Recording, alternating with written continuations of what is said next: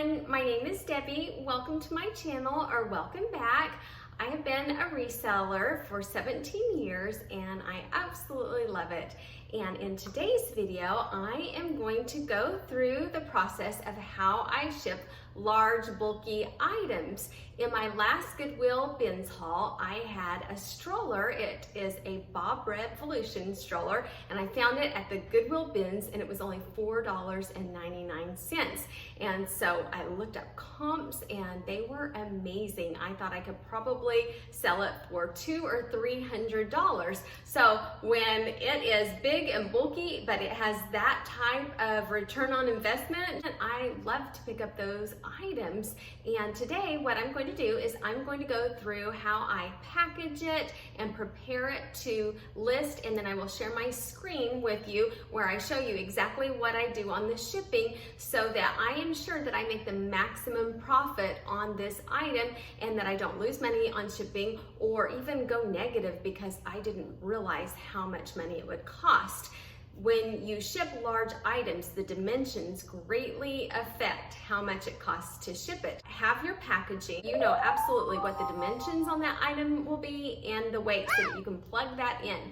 I like to use calculated shipping on eBay when shipping large bulky items so that I am sure that it does not go over, because if I chose a flat rate and then someone purchased it in, say, Hawaii, I could be in big trouble. It could end up costing a lot more than I had anticipated. So for me, I have found out it works best to use calculated shipping, and I offer several different services. One other thing that you can do when shipping a bulky item, if it is possible to take it apart and ship it in more than one package, sometimes you can save by shipping it into two reasonably sized packages instead of just one, but sometimes you don't have that option. Okay, so here is my stroller. It's really big and oversized that I can take the wheels off.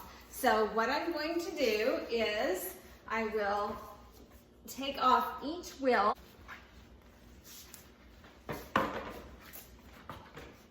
Take off one.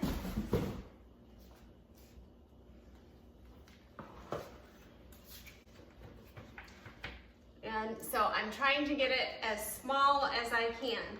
Say I couldn't fit it all in there, I would possibly part it out and sell each piece separately, because I saw one wheel would sell for like $40 and then a set of them sold for about $70. So that's another option. Or I could even ship them separately. How did I do this? Oh yeah. So now this folds down. So I folded the stroller down.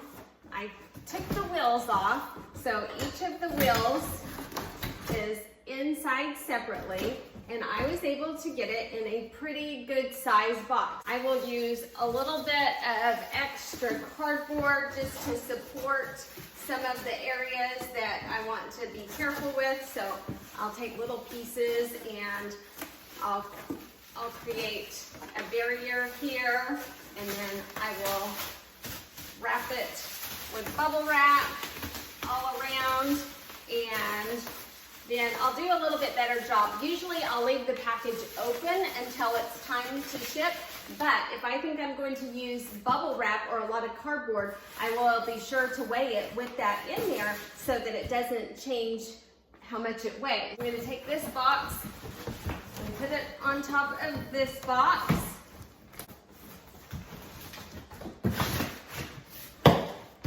And then I will tape it really good, very securely. I don't have a scale big enough to weigh this alone, so what I do is I just go to the bathroom scale and I weigh myself holding the box, and then I get off and I weigh myself without the box and subtract my weight from the weight holding it, and I get the number, and then I measure it. It ended up 34 inches tall. It is 18.25 inches across, so I'm going to round that up to 19. 18 inches this way. So I will take those measurements and I will go weigh it and let you know how much it weighs. Okay, it weighed 29 pounds.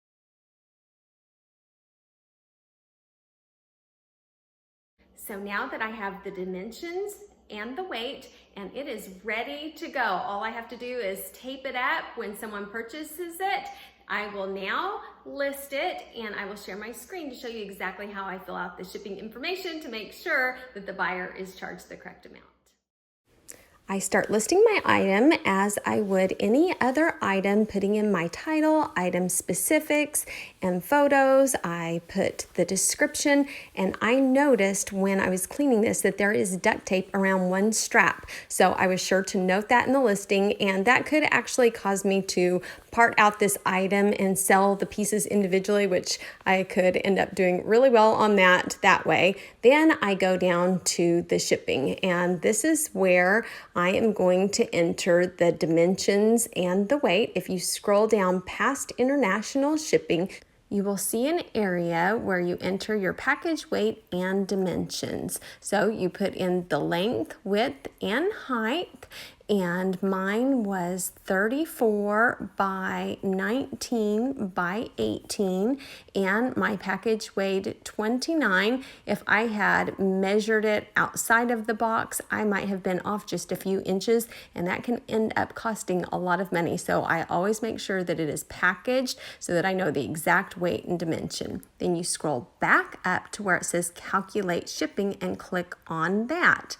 That's going to bring you to a new window. This screen shows the eBay shipping calculator.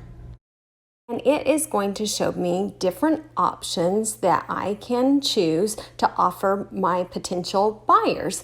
And you can see it says rate types, in-store rates, or eBay rates. I'm going to print my postage through eBay, so I'm going to select the eBay rates. You can see for the different services how much it might cost to ship to different cities. So if I like one, I click on it, and then I click on offer shipping service, and now I have one option selected.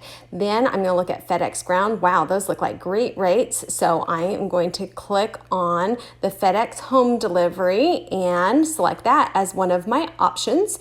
Then when I do that, it appears over on the right-hand side. Then I'm going to look at some more services. I want to offer as many as I can because depending on where the person is located, different services might cost a different amount for them. You can see I was on UPS Ground and I accidentally went off eBay rates, and the rates were a lot higher. So I went back to eBay rates and selected UPS Ground as a third option. Now I have a USPS option, a FedEx Ground or FedEx Home Delivery, and a UPS option available. Then I click on Offer Services and it appears in my listing for me. Then I scroll down to the bottom and I'm going to go ahead and promote my listing by 2%, and then I complete the listing and submit it. After I submit it, I will go back into the listing and review it and make sure that everything looks good.